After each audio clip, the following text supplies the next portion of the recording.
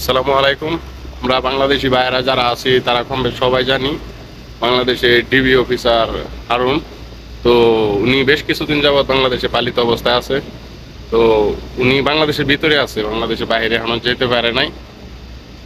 তো উনি কিন্তু যাওয়ার অনেক চেষ্টা করছে, কিন্তু বাংলাদেশের বাইরে যাইতে পারে নাই। আমাদের বিজিবি এবং পিডিআর ওই ভাইয়েরা অনেক সতর্ক থাকার জন্য তো ওরা কিন্তু বাংলাদেশের বাইরে এখনো যাইতে পারে নাই। তো গতকালকে নিউজের মধ্যে দেখলাম আমাদের ছাত্র ভাইরা ডিবি হারুনকে আটক করেছে এবং ওনার সাথে বেশ কিছু টাকা পাওয়া গেছে। বেশ কিছু টাকা সহ ওনাকে আটক করেছে। এই টাকাগুলা কোথায় থেকে এসেছে, এই টাকাগুলা কি উনি জবাব দিতে পারবে? এই টাকাগুলা কোথায় থেকে এসেছে? এতগুলা টাকা নিয়ে দেশের বাইরে উনি যাইতে চাইছিল, কিন্তু যাইতে পারে নাই।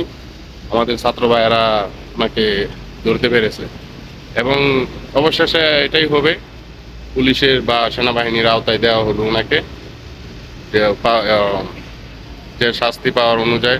তো উনি সেই শাস্তি ওনাকে দেওয়া হবে, কারণ উনি বাংলাদেশের অনেক ভাইদেরকে অনেক নির্যাতন করেছে। আয়না যে একটা ঘর ছিল, ওই আয়না ঘরের ভিতরে আমাদের সেনাবাহিনী বিভিন্ন বড় বড় অফিসারকেও উনি এই জায়গায় আটক করে রেখেছে এবং কেউ জানতো না। দীর্ঘ 9 বছর যাবৎ ওনারা এই ঘরের মধ্যে আটক ছিল, কেউ জানে না। ওনার পরিবারে জানে যে উনি মারা গেছে এবং কোথায় আছে সেটাও জানে না। তো দীর্ঘ 9 বছর পরে আলহামদুলিল্লাহ আমাদের ওই ভাইয়েরা ওই জালিমের হাতে রক্ষা পেয়েছে।